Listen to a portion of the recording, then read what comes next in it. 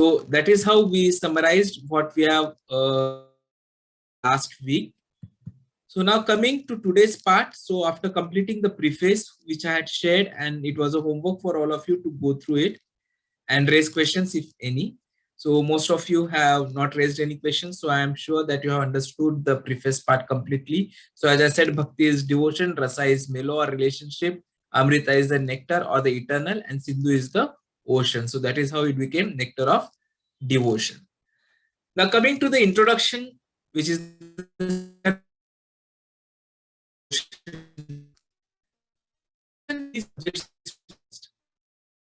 very first subject is Mangalacharana, or which is called as the Auspicious Invocation.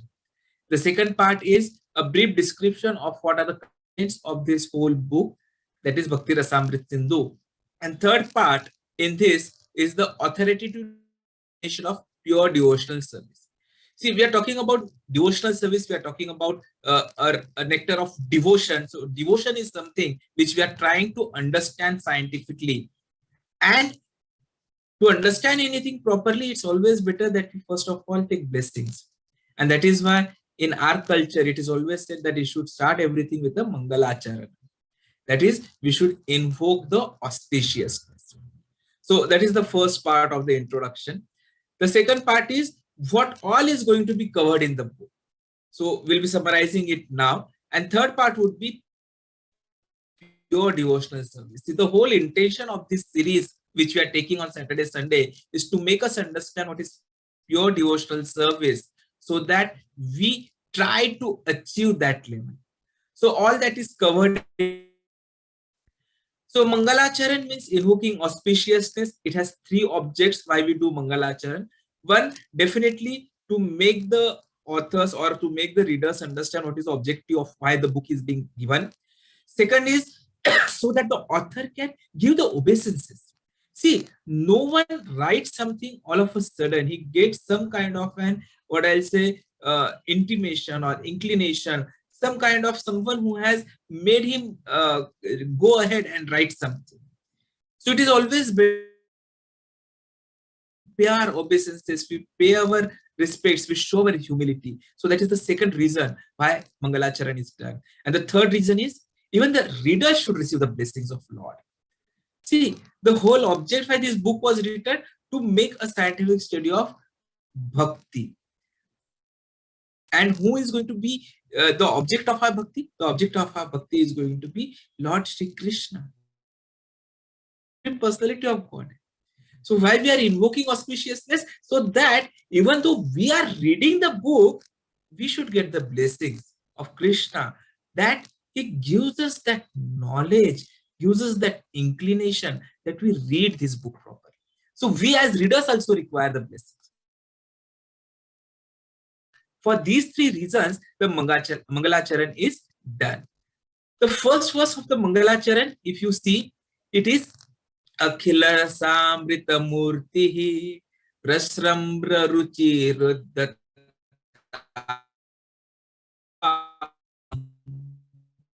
Lalito Radha Preyan Vidhur Jayati. So we can read the synonyms here. I'm going to be sharing it. What I would like to highlight few of the words here is Akhila Rasa Amrita Murti, the reservoir of all pleasure, in which exist all the bellows of devotional service. And which are those? Shanta, Dasya, Sakhya, Vatsulya, Madhurya. So all these six rasas are available in that Akhila Rasa Amrita Murti. Prashabaraha, spreading forth. Ruchi, by his bodily luster. Ruddha, who has subjugated. Taraka, Gopi named Taraka. Palihi, the Gopi named Pali. Kalita, who is absorbed in the minds of Shama, the Gopi named Shama. Lalita, the Gopi named Lalita. Radha Preyan, dearmost to Srimati Radharani. Vidhu, that is another name of Krishna, the Supreme Personality of Godhead. And Jayati, all glories. So what is the first verse saying? Let Krishna, the Supreme Personality of Godhead, be glorified by virtue of his expanding attractive features. He subjugated the gopis, named Taraka and Pali. and absorbed the minds of Shama and Lalita. He is the most attractive lover of Srimati Radharani and is the reservoir of pleasure for devotees in all transcendental ways. So that is how we are glorifying Krishna in the first verse. In second verse, we are showering our respect, or Rupa Goswami Ji is showing his respect to Chaitanya Mahaprabhu. What does he say? Hrudiyasya preranaya pravartito aham varakarupo api tasya harehe pada kamalam vande Chaitanya devasya.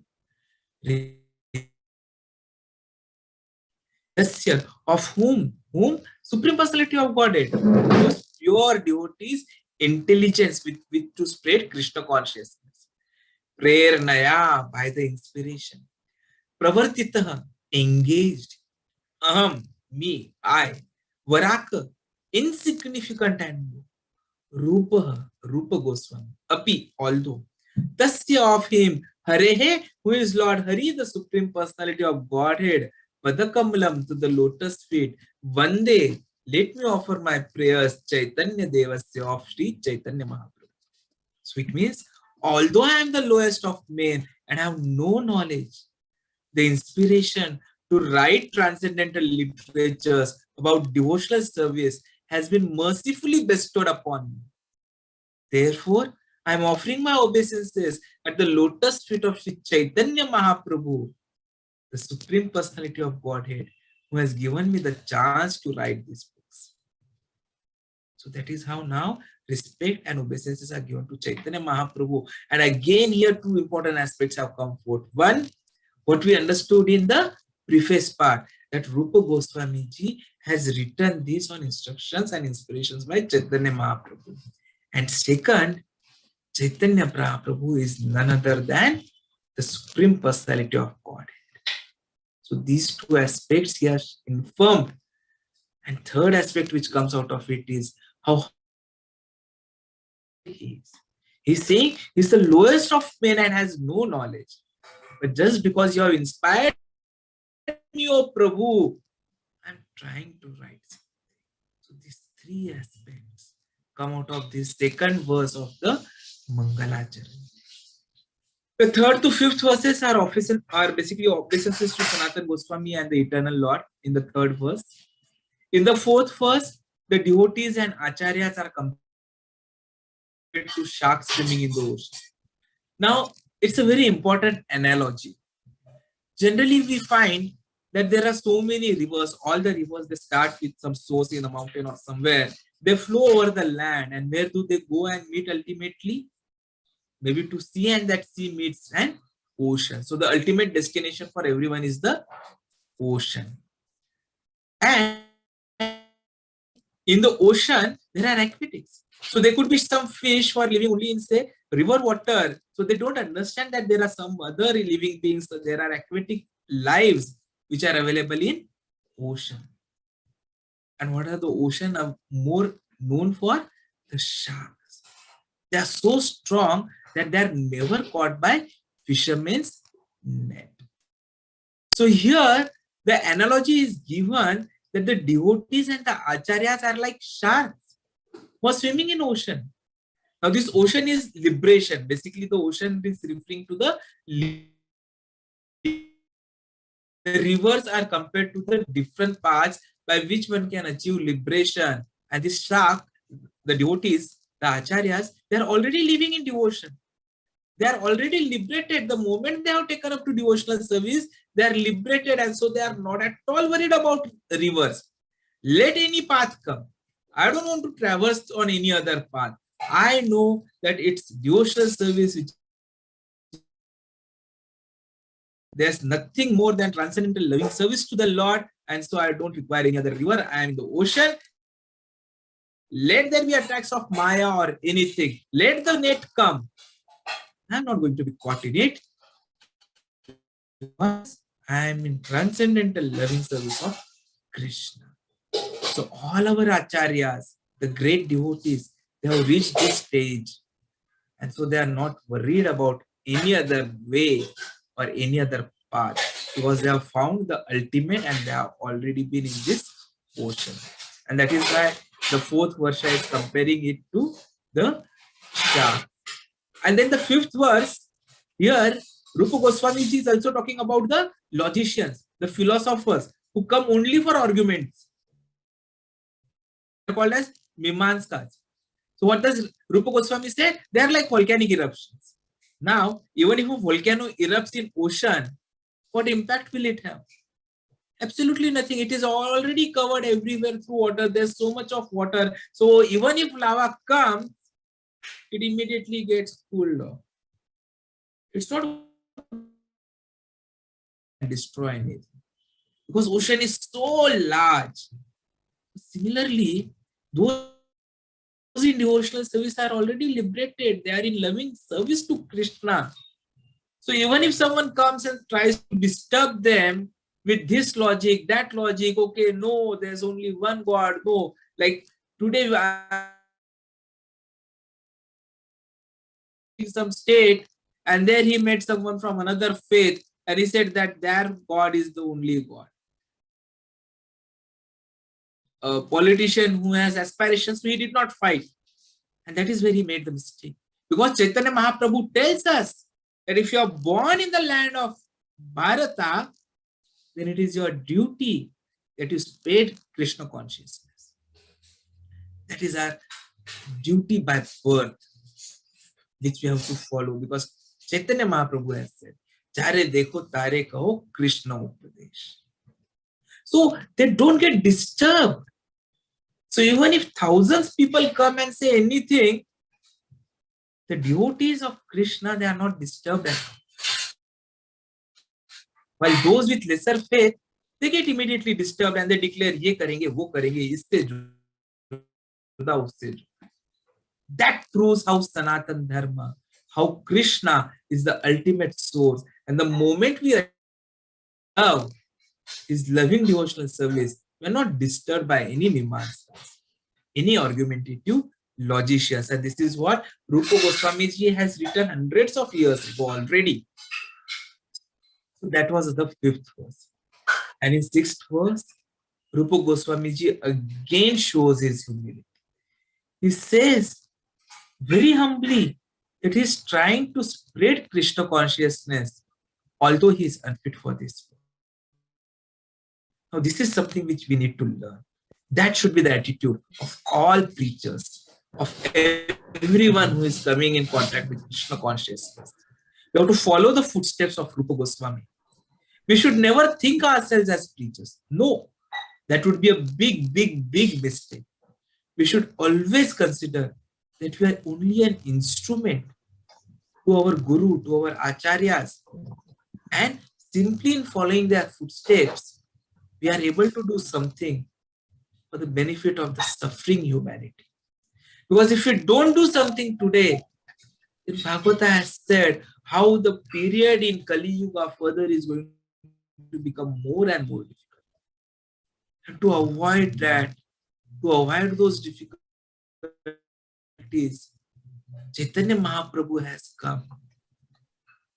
His mercy personified. And he has shown us mercifully how to make our life successful, how to take up to this yajna, the Sankirtan yajna. And in spite of getting direct instructions from Chaitanya Mahaprabhu, what is Rupa Goswami ji saying? That he is not fit for this world. Just see the extent of humility he has. We have to follow his footsteps. Otherwise, we make the mistakes. The moment we are able to chant one round, I am a one rounder. 2 rounds, I am 2 rounder. He is a neophyte. 4 rounds, I chant 4 rounds. 8 rounds, I am an 8 round chanter. I follow all the principles. I am chanting 16 rounds in so many months and years. I am a better devotee. So everyone else should come and give me obeisances. That is where we make mistake. This ego is the same thing because of which we have left Golok Vrindavan and come here in this material world, and unfortunately, even when we take to the bhakti, somehow or the other, that ego is still there. And if we don't control it, if we don't control the mind, we are going to have a big fall down. And there are hundreds of examples of this.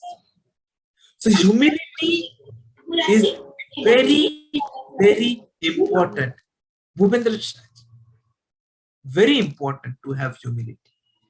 Without humility, nothing is possible. And that is what this sixth verse of the Mangalacharana is, where we are seeing how Rup Goswami ji is showing his humility. Let us follow him. Be humble in all our activities, in our thoughts. Let us start with being humble in the thoughts. If you are humble to ourselves, then let's be humble to our family members. Then extend it to others. So the moment this humility comes up, our further journey will become easier. So it's already 8:30. What I had decided was I'll cover this first part and have some topic of Prabhupada ji. But I think we'll not be able to have Prabhupada lecture today. We'll have it tomorrow only. So I'll continue with the introduction part. So after Mangalacharan, what is the second part? What is the second objective of the introduction? What we saw was, what is the content of the book? So now, here, Rupa Goswami ji is talking about what he has covered in the book. Now, since Nectar of Devotion, he has called his Bhakti Rasamrita Sindhu. Sindhu means ocean. That is why everything that we talk about is basically waves of ocean. So if you stand at the center of ocean, you will find that you have your east, you have west, you have north, and you have south. So there are four directions, right? So similarly, this book, if you see the contents, he has very thoroughly converted it, divided it into four different parts, four sections. So you have a eastern side, a southern side, western side, and northern side. And though all of them are equally important, the more important stress which Prabhupada ji laid upon was on the eastern side. So what does the eastern side? Eastern side is Purva Vibhag. So Purva Vibhag, or the eastern side of Bhakti Rasamrit Sindhu, covers something called as Bhagavad Bhakti Bhed. What are the varieties of devotional service? Oh Prabhuji, we are trying to learn devotional service and now you are talking there are varieties of devotional service. ये तो मेरे सिर के ऊपर से जा रहा है. No, don't get confused. We are going to make it very simple. See, no one can achieve the ultimate bhakti immediately, right? And so there are stages by which we reach to that level. So that is something which is covered in this eastern side or Purva Vibhag of the Sindhu, Bhakti Rasamrit Sindhu. Now, what are the different types of bhakti? You have made it very simple. You can go through the book as well over a period of time. First is Samanya Bhakti. Samanya Bhakti is general description. What does bhakti mean? What is devotion? What is Devotion? So overview of devotion. So if you see of the 19 chapters in introduction and the first chapter, these two cover about Samanya Bhakti. Then comes Sadhana Bhakti. Because just having knowledge of bhakti or devotion is not sufficient. We need to understand how to make it practice, how to implement it in our regular day-to-day life. So that practice, how to have devotional service in practice, is covered in chapter 2 to 6. When we go through these chapters, we'll be going into detail of those. Then comes chapter 17 and 18, which talks about bhava, ecstasy. So you have understood bhakti, you have understood how to do bhakti. So the moment you have understood how to do bhakti, you're going to get bhava, you are going to feel ecstatic. That is something, how to know, how to we understand we have reached that stage. To make us understand that, that is going to be the objective of chapter number 17 and 18. And then the ultimate, pure devotional service, prema bhakti, pure love of God.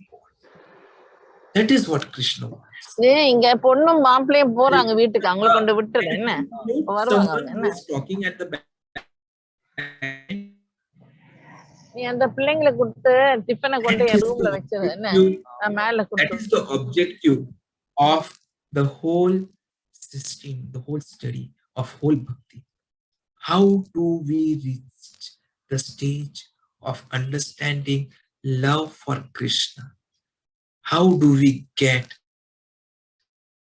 the love of Krishna? And it is going to be covered in chapter number 19, which is the apex of this Purva Vibhaga.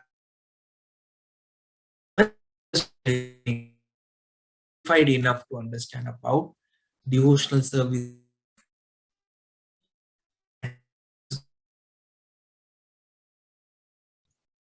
The southern side, it talks about the different rasas. Rasas, as we have understood, are the mellows. So there could be vibhava, there could be anubhava, there could be sattvic bhav, there could be vyabhichari bhav, and there could be sthayi bhav as well. Now, purposefully, I have not written the descriptions here so that we are not getting confused. Once we go to those chapters, we'll understand what is vibhav, what is anubhav. Those who understand little Sanskrit and Hindi, they could have already analyzed, okay, these are also topics in devotion. So don't get confused. That we become more, what I'll say, successful in having that exchange in proper rasa with Krishna. Then the western side.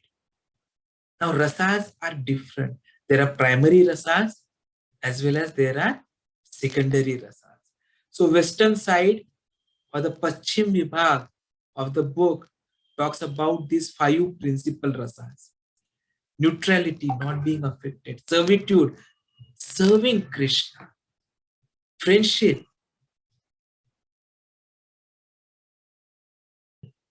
Parental, care like a child to Krishna. And conjugal, love, loving exchange. So these are the 5 primary rasas which we'll be understanding when we go to those particular chapters. And then the northern side, they talk about the secondary rasas, which are 9 in number. So laughter, astonishment, chivalry, compassion, anger, distorted mellows, fear, ghastliness, and mixture. So all those we'll understand in the last part of the book, which talks about the northern side. So this is how the whole book is going to be covered. Now, introduction, there are more further aspects which I'm sharing again now with all of you.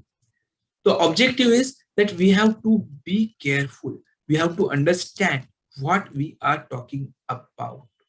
And the third part of this particular aspect was, as we saw earlier also, understanding about the pure devotional service. What is the authoritative description of pure devotional service? So that description is basically the shloka number 11 of Bhakti Rasamrit Sindhu.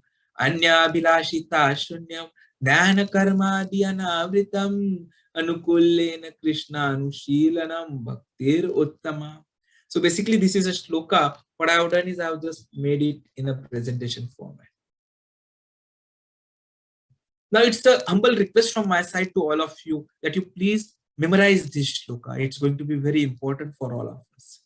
Anya bilashita shunyam dhyana karmadi anavritam anukullena Krishna anushilanam bhaktir uttama.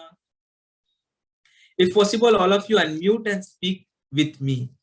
Anya bilashita shunyam dhyana karmadi anavritam anukullena Krishna anushilanam bhaktir uttama. So what does it mean? Anya bilashita shunyam, without material desires. Jnana, the monistic philosophy. Karma, fruitive actions. Anavratam, uncovered. Anukullena, favorable. To whom? Krishna, no, in relationship to Krishna. Shilanam, cultivation of service. And what does it give?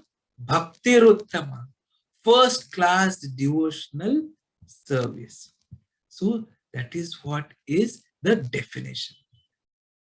So what do we understand from this? As mentioned in number 21, first class devotional service develops, one must be devoid of all material desires, knowledge obtained by monastic philosophy, and fruitive action. So these three things have to be given up. What are those three things? Material desires, whatever knowledge we have obtained from philosophy, and whatever karmas we are trying to do so that we get some result. So fruitive action. Service development must be devoid these three things. And just being devoid, can someone be happy? No. Because there's no happiness, there's no satisfaction in void. So it has to be filled by something. So what is it to be filled by? That we are constantly serving Krishna favorably and as Krishna desires. So the devotee must constantly serve Krishna favorably as Krishna desires. This is the definition of pure devotional service. Anya bilashita shunyam dhyana karma anavritam anukullena Krishna anushilanam bhaktir uttama. That is what we have to achieve. Now, if we study this definition in detail, we will find that the definition has given us two characteristics.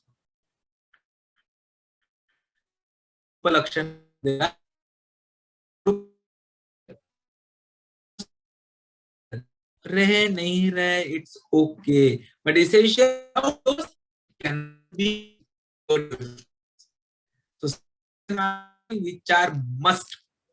Tatastha can be addition. So what are those? Let us understand. Swarupa Lakshana, Anushilanam. So these three are the Swarupa Lakshana. What is it? It has to be Anukulena, favorable. For whom? For Krishna. And how? In perfection. And what are the Tathastha Lakshana? Anya Abhilashita. So these two are the Tathastha Lakshana. So Swarupa Lakshana, when we are talking, we saw that there are objects. So what are that? One, Krishna. Now I had written that at the center. Devotional service is for Krishna. Second, it is an active engagement. You have to keep on doing it. You cannot say, I'll do now, I'll take a break, I'll have a nap, I'll start again. No, it has to be active engagement, continuous. Even if you are sleeping, you should be thinking about Krishna. You would have seen those examples, you would have heard those stories, how when Hanumanji used to sleep, still his breath sounds Ram, Ram, Ram.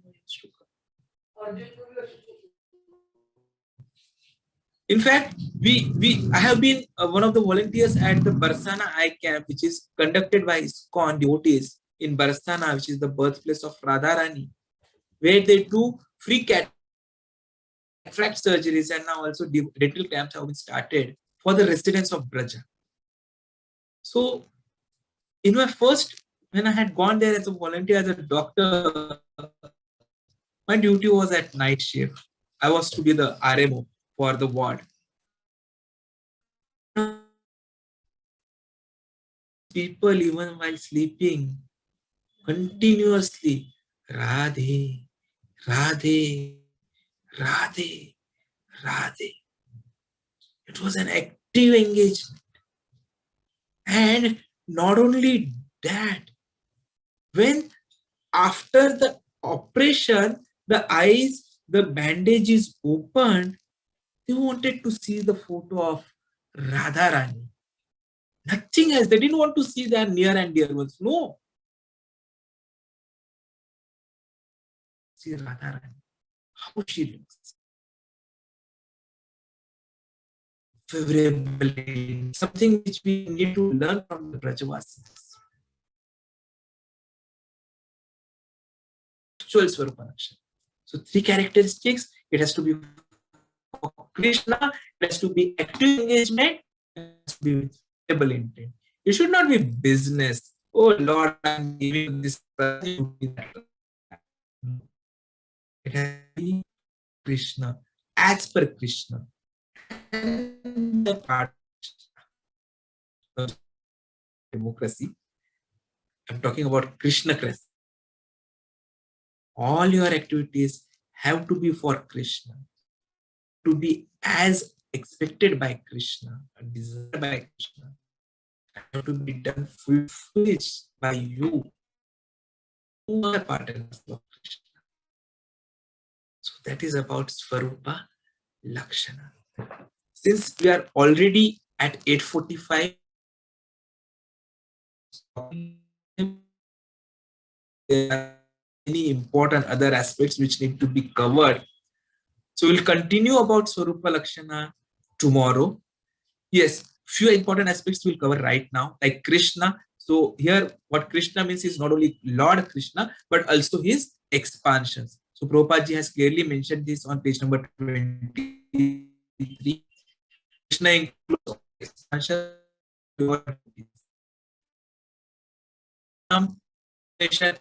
following constantly, and Shilana behavior has to be something which is following constantly. So Swarupa Lakshanam, Anushilanam, devotional activities, we talk, they could be positive or they could be negative, pravritti and nivritti. Body, mind, as well as words. So whatever we do, whether we do something positively for Krishna or we avoid doing something which Krishna does not want. So that is nivritti. Avoiding activities which are not good for Krishna is nivritti, negative, and doing everything which is positively for Krishna, as expected by Krishna, is pravritti. And you have to do everything by all the 3 kayas, mana, vacha, shabda. You have to use everything for Krishna. So then there becomes Anushila.